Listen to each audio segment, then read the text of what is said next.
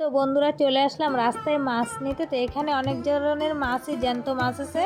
আর এখানে চন্দনী মাছ, এখানে হলো তেলাপুয়ে, লোটে, চিংড়ি। তো আমি লোটে মাছই নিয়ে আসলাম। ভাত ডাল বসিয়ে চলে গেছি রাস্তায়।